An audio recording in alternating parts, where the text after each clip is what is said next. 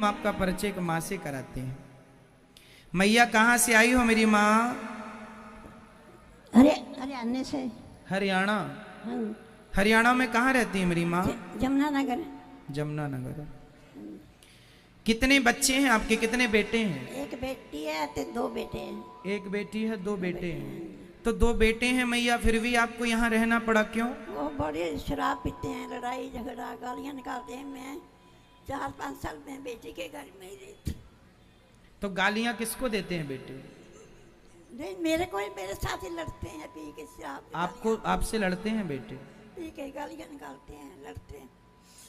तो मैं 4 साल हो गए बेटी के घर में ही थी। 4 साल तक बेटी के यहाँ थी? हाँ जी। उधर से फिर मैंने कथा सुनी, कथा सुन के फिर मैं इधर आ गई। तो बेटे ने नहीं बुलाया कि माँ आओ हम आपकी सेवा करेंगे? ये क्या करिए, आज ससुराल भी तो उसके भी तो सुननी पड़ती है, ससुराल वाले की। तो बेटों की शादी हो गई दोनों की? हाँ, शादी, उनके बच्चे भी हैं, पोते हैं, पोती है। तो बहू ने नहीं कहा कि माँ हम सेवा करेंगे सासू कोई की? नहीं, किसी ने नहीं कहा। देखो बेटे 2 हैं तो दोनों मैया आपकी सेवा करने को तैयार नहीं है? कोई नहीं तैयार है। तैयार होते तो बेटी के घर क्यों रहती है?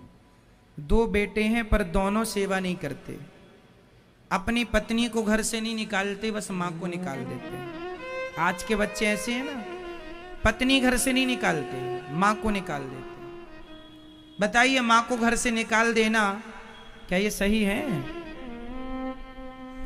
आप लोगों से प्रार्थना है, शादी करके आप लोग भी पत्नियों के गुलाम ना बन जाइएगा, और ऐसे गुलाम ना बनिएगा कि माँ को ही उसके कहने से घर से निकाल दो।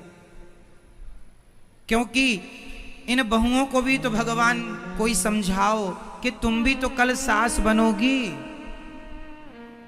तुम भी तो कल सास बनोगी, तुम्हारी भी बहू आएगी, और यदि तुमने सेवा नहीं की, अपने से बड़ों का अपमान किया, तुम्हारा कितना सम्मान होगा।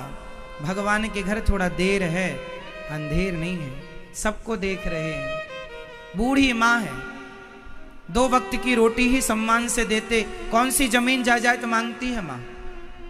कौन सा सोना चांदी चाहिए बुढ़ापे में? केवल सम्मान की 2 रोटियां देते। 3x6 के बिस्तर में मैया लेट जाती है, कोई ज्यादा जगह भी नहीं लगती। आज एक माँ यहाँ रहती हैं, आई रोने लगी, बोले महाराज हमारे बच्चे हमसे बहुत काम कराते हैं, बुढ़ापा, शरीर बूढ़ा था, बोले काम करोगी तो रहना, वरना फ्री में नहीं खवाएंगे। यहाँ आई ये दास सेवा करता। खुद की औलाद, क्या माँ जब तुम्हें बचपन में रोटी खवाती थी तो क्या तुमसे कोई पैसा लेती थी? क्या उसका मूल्य लिया है माँ ने? कैसी बातें कर रहे हो? माँ काम करेगी तो खाना दोगे? अरे बुढ़ापा है, कैसे काम करेगी? बेटा बहू इसलिए तो होते हैं कि बुढ़ापे में वो सेवा करेंगे, हम आराम करेंगे बुढ़ापे में। लेकिन जमाना देख तेरे संसार की हालत क्या हो गई भगवान। वृद्धाश्रम मुझे क्यों बनाना पड़ा? कोई खुशी से नहीं बनाया मेरी माँ। इन माँओं के आंसुओं को देखकर इन माँओं के आंसुओं ने मजबूर कर दिया इन माँओं की सेवा के लिए, इसलिए दास ने ये वृद्धाश्रम बनाया। और आज यहाँ 260 माताएं रहती हैं, ऐसी माएं। अब बताइए, जरूरतमंद माँ है कि नहीं? बेटे सेवा नहीं करते, पूछते तक नहीं है। बहुत परेशान करते हैं, तब ये माँ यहाँ आई हैं। मैया आप यहाँ रहती हैं गौरी गोपाल आश्रम में, कोई तकलीफ तो नहीं है मेरी माँ? हाँ, खाने सुख जितना यहाँ में मिल रहा है, बहुत सेवा करते हो आप, बहुत सेवा करते हो। यहाँ सुख है आपको? बहुत बहुत सुख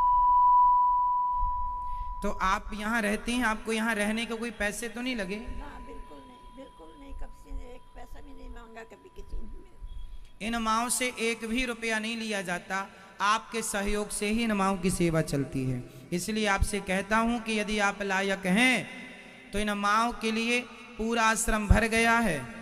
किराए से भी रेंट पे हमने एक आश्रम लिया है माओं के लिए, क्योंकि माँ एक्स्ट्रा थी, आश्रम छोटा है, जगह तो उतनी है, तो वहां भी माओं को रखा गया किराए के आश्रम में। तो वहां भी पैक हो गया है। अब सामने बड़ा आश्रम बन रहा है जहां 1000 वृद्ध माओं की सेवा हो सकेगी। 1000 माओं के रहने की क्षमता वाला आश्रम अब बन रहा है। तो आपसे बस यही प्रार्थना है कि आप भी इन माओं के लिए अपने हाथ जरूर बढ़ाएं।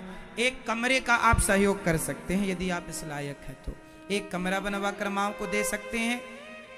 आपके अपने पिता, पुत्र, पत्नी किसी के भी नाम का कमरा बनवाइए ताकि आपको ये पुण्य प्राप्त हो। और एक कमरे की छत डलवा सकते हैं आप, ताकि आपको इन माओं की सेवा, एक छत का सहयोग करने का पुण्य मिले। आपकी छांव में ये माएं रहेंगी।